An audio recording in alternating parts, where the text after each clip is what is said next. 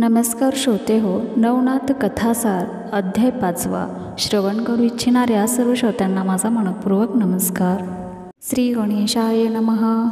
मच्छिंद्रनाथाने हिंगळादेवीचे दर्शन घेतल्यानंतर तो तेथून जो निघाला तो बारामल्हार नामक अरण्यात गेला व तेथे एका गावात मुक्कामास राहिला.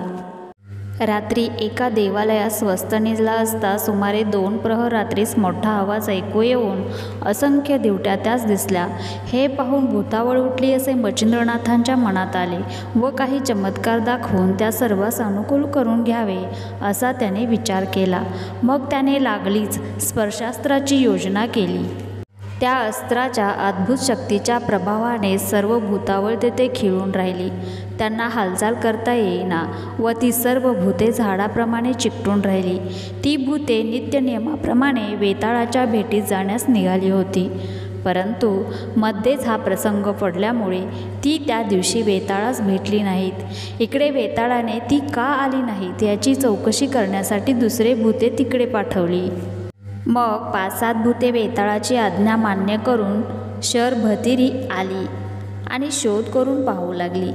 तो ह्यांची अशी झालेली अवस्था त्यांच्या दुरून दृष्टीस पडली. मग ती त्यांच्याजवळ जाऊन चौकशी करू लागली.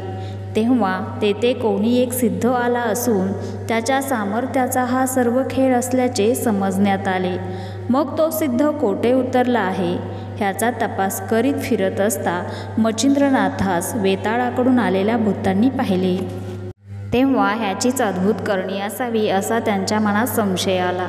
मग त्या भूतांनी मच्छिंद्रनाथाजवळ जाऊन त्याची प्रार्थना केली की स्वामी, ही भूते पतित आहेत, ह्यांची मुक्तता करावी, म्हणजे ती गरीब बिचारी आपापल्या कामकाजास जातील. त्यावेळी ही सर्व भूते खेळली असता तुम्हीच मोकळे कसे राहिलात म्हणून त्यास विचारले.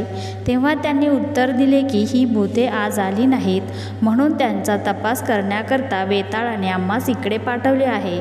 तर महाराज, यांची सुटका करावी, म्हणजे ही वेताळाकडे पाया पडण्यासाठीच जातील. त्यावर मच्छिंद्रनाथ म्हणाला, मी त्यांना कदापि सोडणार नाही. हा माझा निरोप तुम्ही वेताळाला सांगा, म्हणजे तो कितपत प्रबल आहे हे पाहता येईल. मच्छिंद्रनाथाचा असा अभिप्राय पडल्यानंतर ती भूते लागलीच परत वेताळाकडे गेली आणि त्याच्या पाया पडून म्हणाली की तिकडे एक योगी आला आहे. त्याने शरभतिरावरची भूते मंत्राच्या जोराने एका जागी खिळवून टाकली आहेत व तुम्हालाही तसेच करून टाकण्याचा त्याने निश्चय केला आहे. हे ऐकताच वेताळाची नखशिखात आग झाली. त्याने सर्व देशातील भूतावळ आणण्यासाठी जासूद पाठवले. त्याप्रमाणे सर्वांनी येऊन वेताळास नमस्कार केला. त्यांना वेताळाने सारा कच्चा मजकूर कळविला.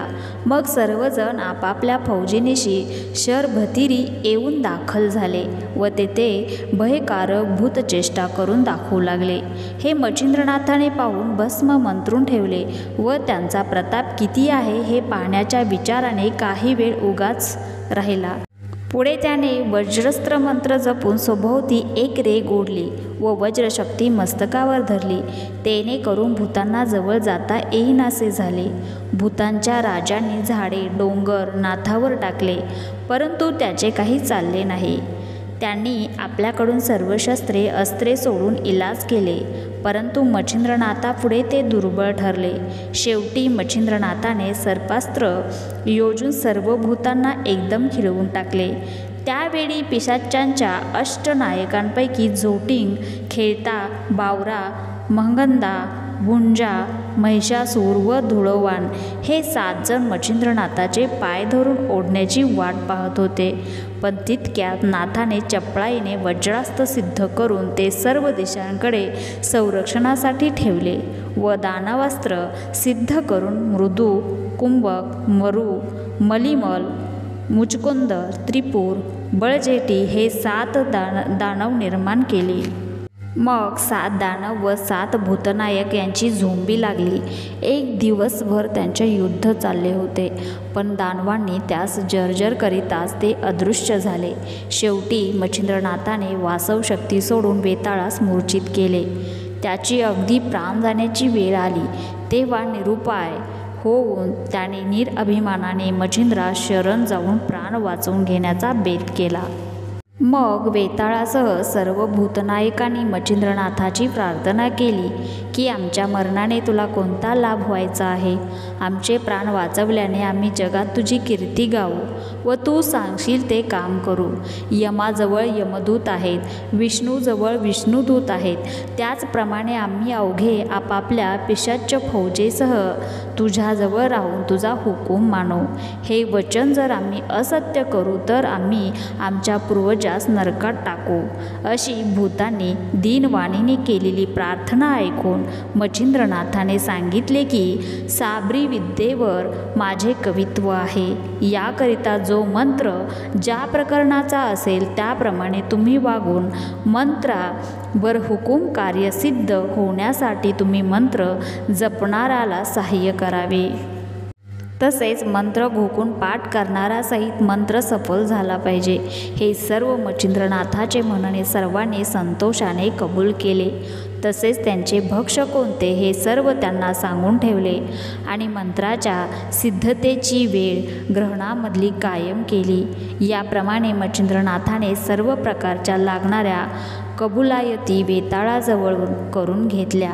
नंतर प्रेरक अस्त्राची योजना करून त्यांना मोकळे केले. मग सर्व मंडळी मच्छिंद्रनाथाच्या पाया पडली व त्यांनी जय जयकार करून त्यांची स्तुती केली व त्यास नमस्कार करून सर्व आपापल्या ठिकाणी गेले.